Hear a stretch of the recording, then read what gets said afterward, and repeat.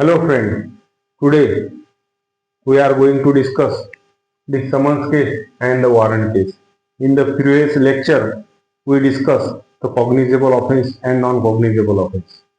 दखलपात्र गुन्हा आणि अदखलपात्र गुन्हा. आता या सेशनमध्ये आपण बघणार आहोत summons case and the warrant case. What is the difference between summons case and the warrant case. तर summons case, in the summons case, the punishment will not exceed more than 2 years. म्हणजे 2 वर्षापेक्षा जास्त ज्या केसमध्ये punishment नाही ती केस म्हणजे समन केस म्हणून समजण्यात येईल. किती वर्ष? 2 वर्षापेक्षा जास्त. त्यामध्ये पनिशमेंट नाही, 2 म्हणजे 2 वर्षापेक्षा 2 वर्ष किंवा 2 वर्षापेक्षा कमी पनिशमेंट वाली केस ही समन्स केस म्हणून ट्रायल केल्या जाईल. आणि warrant case, in a warrant case the punishment is of death penalty, life imprisonment और imprisonment of more than 2 years. हे 2 वर्षापेक्षा जास्त म्हणजे लाईफ इम्प्रिझनमेंट असू शकते,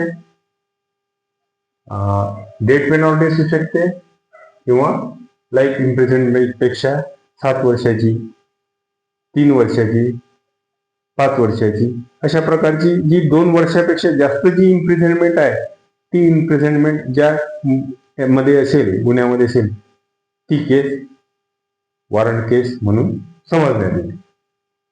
एकच लक्षात ठेवायचं की 2 किंवा 2 पेक्षा कमी म्हणजे समन्स केस आणि 2 पेक्षा जास्त, मग ती लाईफ इम्प्रिझनमेंट असो, डेथ पेनल्टी असो की कोणती इम्प्रिझनमेंट असो, ती म्हणजे वॉरंट केस. आता त्यानंतर प्रोसिजर ऑफ समन केस is described under chapter 20 of CRPC from section 252 म्हणजे 252 ते 259 मध्ये त्याची प्रोसिजर दिलेली आहे CRPCच्या. आणि BNSS चे जे सेक्शन आहे नवीन कायदा 275, 275 टू 282 मध्ये समन्स केसची प्रोसिजर त्यामध्ये दिलेली आहे. म्हणजे BNSS चे 275 ते 282 आणि CRPC मध्ये 252 ते 259. पण CRPCचा जो कायदा आहे तो सध्या आता BNSS आल्यामुळे रिपील झालेला आहे. पण दोन्ही कायद्याची आपण तरतूद पाहिल्या की समन्स केसची जी प्रोसिजर आहे ती 252 ते 259 CRPC आणि 275 ते 282 हे आहे BNSSच्या सेक्शन मध्ये दिलेली आहे. तर procedure of the warrant case is described under the chapter 19 of CRPC from section 238 to section 250. 238 ते 250 च्या CRPC मध्ये तरतूद दिलेली आहे आणि 261 ते 273 BNSS म्हणजे भारतीय नागरिक सुरक्षा संहिताच्या सेक्शन मध्ये त्याची प्रोसिजर दिलेली आहे. आता नंतरचा महत्वाचा जो डिफरन्स आहे तो म्हणजे it is not mandatory to frame charge against the accuse. हे समन्स केस मध्ये मॅन्डेटरी नाही आहे to frame charge against the accuse. कोर्टाला जर वाटलं तर कोर्ट चार्ज फ्रेम करू शकतो किंवा काही आवश्यकता नाही, मॅन्डेटरी नाही. It is not mandatory for the court.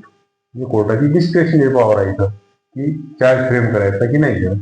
It is mandatory to frame charge against the accuse. पण वॉरंट केसमध्ये चार्ज हा फ्रेम करावाच लागतो. आरोपीला सांगावंच लागते तुझ्या विरुद्ध कोणते कोणते अक्युजिशन आहे, तुझ्या विरुद्ध कोणता चार्ज झालेला आहे, हे मॅन्डेटरी आहे वॉरंट केसमध्ये. पण ते समन्स केसमध्ये मॅन्डेटरी नाही. कोर्टाला जर वाटलं तर कोर्ट चार्ज सांगू शकते किंवा त्याची काही आवश्यकता नाही. It is not a mandatory in the summons case to frame charge against the accuse. It is mandatory to frame charge against the accuse. आरोपीच्या विरुद्ध चार्ज फ्रेम करणं हे वॉरंट केसमध्ये मॅन्डेटरी आहे.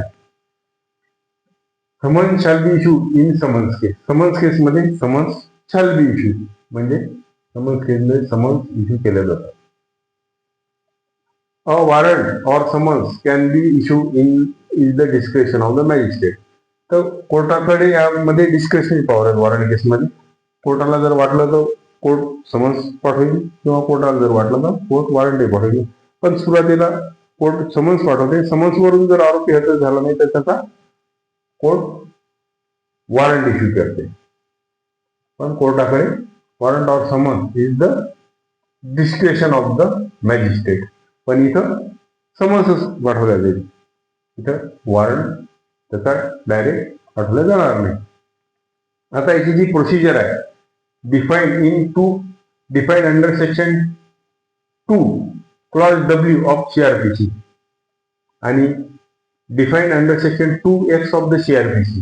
CRPCच्या सेक्शन 2च्या W मध्ये सेक्शन क्लॉज W मध्ये summons केसची प्रोसिजर दिलेली आहे आणि वॉरंटची जी आहे ती define under section 2X of the CRPC आणि समन्स केसची जी प्रोसिजर आहे ती नवीन कायदा BNSS मध्ये जी डिफाईन केली under section 2X of the BNSS and warrant केसची जी डेफिनेशन आहे ती define under 2Z of the BNSS.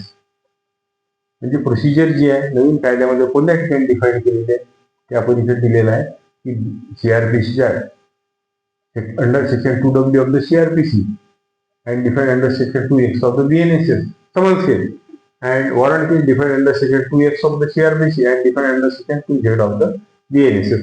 पण सध्या आपल्याला BNSS च्या डेफिनेशन कडे लक्ष द्यावं लागेल कारण हा जो कायदा आहे CRPC हा रिपील झालेला आहे, रिपील बाय द BNSS जो हा कायदा आलेला आहे 2023 चा, यामुळे हा CRPC याला रिपील झालेला आहे. म्हणून सध्या जो कायदा अस्तित्वात आहे हा BNSS चा कायदा अस्तित्वात आहे आणि CRPCचा जो कायदा आहे तो रिपील झालेला आहे. तरी पण आपण CRPC मधली प्रोसिजर सुद्धा आपण लक्षात घेण्यासाठी पाहिलेली आहे.